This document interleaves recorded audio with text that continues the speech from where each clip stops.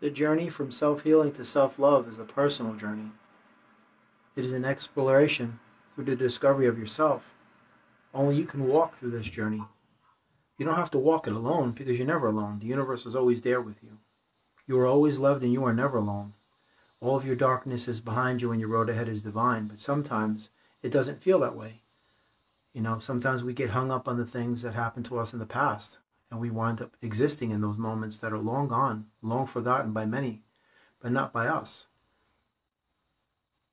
I can't give a quick fix type of explanation for this because some wounds were never meant to heal in this life, and some wounds can heal very rapidly. Some of them are superficial, other wounds are very deep, and the deepest wounds are the ones that the eyes can't see. But I always say from wounds come wisdom. Sometimes you have this self-medicated approach where you feel you can laugh it off and pretend it never happened, bury it down, and let's just, make believe that those things don't exist. But after a while, they'll come back on you. They have to be addressed.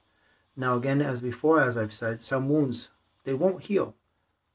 For some parents that lose a child, God forbid, that's the greatest pain there is. For a woman who's been raped or children that have been molested by adults, these things are, unforgivable in my eyes. But to somebody else, perhaps they could see some semblance of compassion inside them that can forgive others. But you don't necessarily have to forgive anyone else. Just forgive yourself, and that allows you to release yourself from that trauma. Like I always say, release the energies that comprise your trauma and your burdens and your suffering and your worrying and your pain to the universe to try to give you some semblance of solace and peace so you can have some quality of life because you deserve it. What's done is done. It cannot be undone. Healing is freedom. Freedom is peace. Peace is self-love. You have to get there in your own way. And you won't get there entirely because your heart is a glass rose, and once it's broken, it can never be reassembled the same way it was before it was shattered. But it wasn't meant to. On earth, our hearts are broken. In heaven, they are made whole once again. Perhaps it is the very purpose of your journey here on earth to have these things happen to you, to come back again and again and again, to build up a rapport with yourself and a relationship with God. I don't know. But the journey from self-healing to self-love is a personal exploration and an individual discovery. I don't have a one-size-fits-all. I know what worked for me, but I still have things. Some things, like I said, were never meant to mend.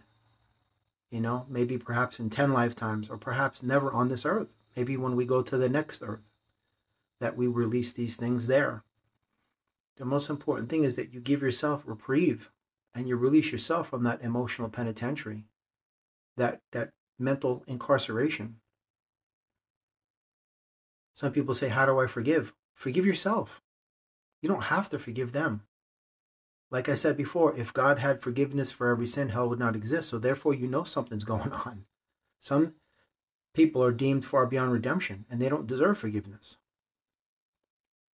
So in that sense, that releases you from that prison. That you carry this pain every day, and you feed it with your feelings and emotions, that you tether to these past experiences, that you keep them alive. And unfortunately, it is the cadavers of the past that are eclipsing the sunshine of your today, your present moment, and blocking all of the high vibrational experiences that the universe has you in store for, is offering you. It's really simple in that aspect. In some others, it's not. Sometimes this is very convoluted and very, very complex. But the only thing I can offer is just what worked for me. It took me a long time. I just forgave everybody because I had to. I had to release myself from that prison. I had to release myself from that prison and rise up. I just couldn't take it anymore. Absolutely not. Because I was just stuck and trapped and blaming everybody. I had no quality of life. I was miserable, depressed, sad, lonely, hurt, just existing, lingering, languishing in a derelict in the darkness, like a denizen of the shadows I was, man. It was no quality of life. It was an existence, blaming everybody, all the problems, all the suffering, all the heartache, all the confusion, all the disappointment, the discouragement, the upsets, the frustrations, the outrage, you know, being abused as a child. You know, I just came to a point where I said, there's nothing I could do to change it. I release myself from it. I forgive them because I had to. I can't say you have to, but I said I had to because it releases me from them. And you just allow the universe to transmute that energy. So that's why I say the journey from self-healing to self-love is a personal exploration and an individual discovery of yourself. You know, some of these wounds are too deep. They will not be resolved in this lifetime. Perhaps you have to come back here 7 times, 10 times, 100 times. I don't know. You know, I wish I did have all the answers because I'd be providing them to you through this medium. But I don't. I only have the answers for myself most of the time. All of the time, I don't. No, but I don't think anybody does. You know?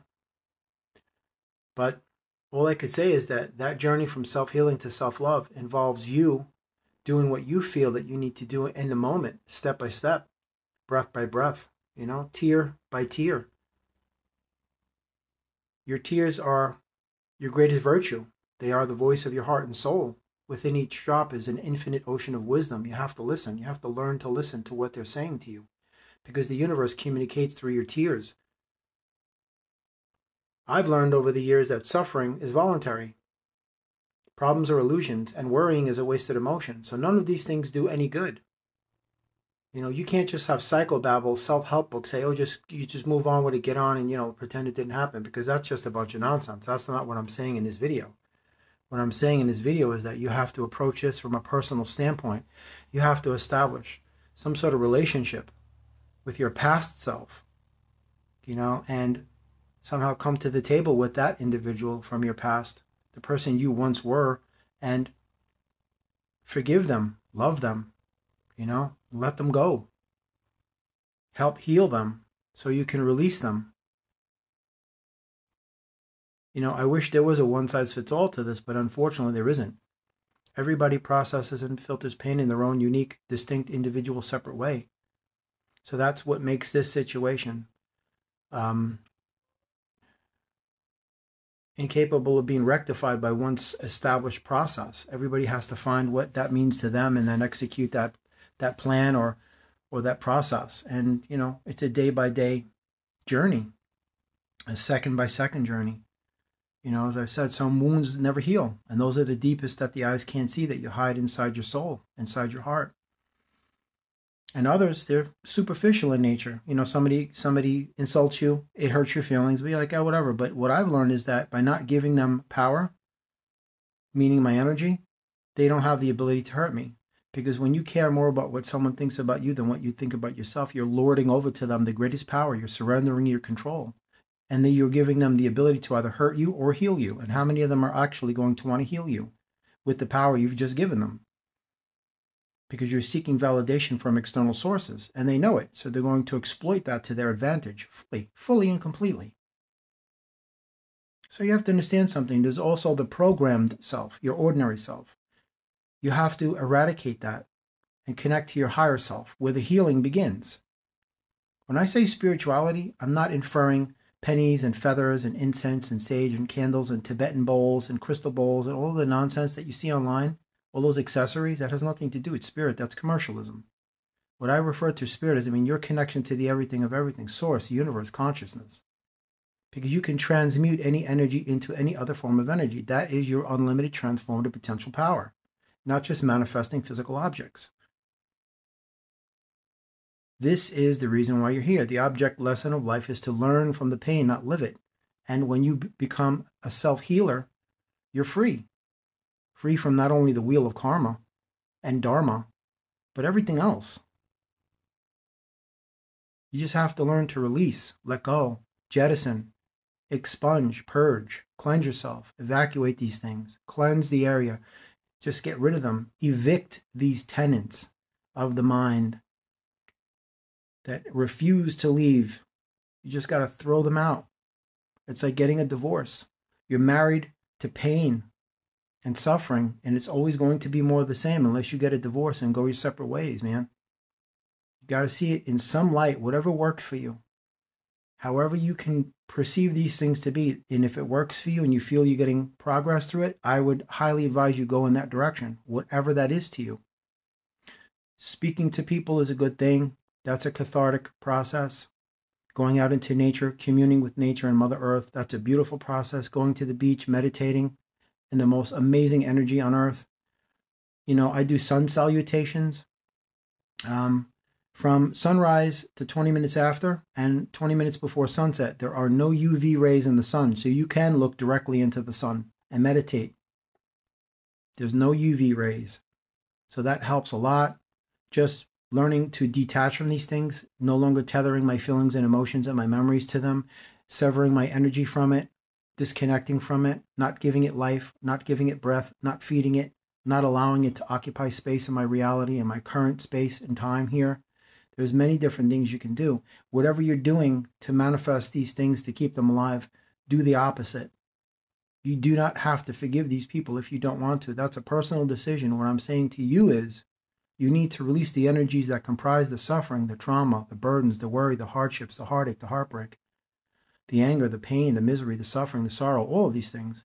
Release the energies that those elements are comprised of to the universe so they can be transmitted into a viable form of light and healing to be sent back to you, because you deserve the very best that the universe has to offer. I'm not a psychiatrist. I'm not a psychologist. I'm not a therapist. I'm not a counselor. I'm a human being that's been through some heavy-duty stuff. You know, that's why God gave me this platform. I have an ability to help, so therefore I have a responsibility to help. You know, when you see this channel, I want you to think of one thing. That guy, no BS. I ain't selling you nothing. I ain't promoting nothing. I ain't scamming you. I never have, never will. That's not what this channel's about. You know, this is just real straight talk from my heart to yours. Hopefully you're getting what I'm conveying, but inevitably and eventually you're always going to receive how you perceive it to be. And that's a beautiful thing. That's the beauty of individuality and diversification, that we don't see things the same, thank God. But anyway, whatever has happened in your life, you have to come to terms with the fact that you cannot change the past. Secondly, you can't keep feeding things that are dead. Thirdly, you cannot keep allowing that darkness to eclipse your sunshine because it's destroying your quality of life. So you have to make a decision. What's more important, me living or me dying? You know, a lot of people love to feel sorry for themselves and just keep these things going indefinitely. Now, I would never say get over it, move on, and all that psychobabble garbage. Absolutely not. But I'm saying there comes a point where you have to release yourself from those energies and just begin the healing process. Dig deep down in your heart to where all that disease is and scrape it out and disinfect it. You know, you have to scrape out all that sepsis and detritus, disease and decay and infections and the virus of pain, and you have to start healing it. You can't continually feed the infection. It'll never go away. It's like a cut that tries to heal itself, but you keep reopening the wound and throwing dirt in it, and it just keeps getting septic. At some point, you're going to have to realize that you are responsible for your healing, not for what was done to you. Because there are a bunch of animals out there, man. Cruel, vicious, cold-blooded, heartless animals out there that do unspeakable, ungodly things to people. So the journey from self-healing to self-love is a personal journey, an individual exploration. I wish I could give you, 10 steps to bring you back to a level of healing and happiness. Happiness is a state of being that you alone create. Anyone can bring joy into your life, but only you can make yourself happy. I always use the exercise in explaining to people, empty your mind. Now think of only the happiest moments of your life and live within the energies of those moments for the rest of your life. And you have now successfully just reconnected with your happiness, your higher self. This is a reason why they never told you about who and what you really are as a cosmic being and your higher self, your authenticity as a celestial entity, because they don't want you to know. They want to keep you trapped in that satanic matrix with pain and suffering, misery, heartache, heartbreak, sorrow, and negativity, cruelty, violence, apathy, stoicism, because that's what's going to keep continually injecting itself in you, and you'll keep assimilating it and absorbing it and become that stuff, and you'll never get out of that rat hole, that dark pit of nothingness. That's where they can control you.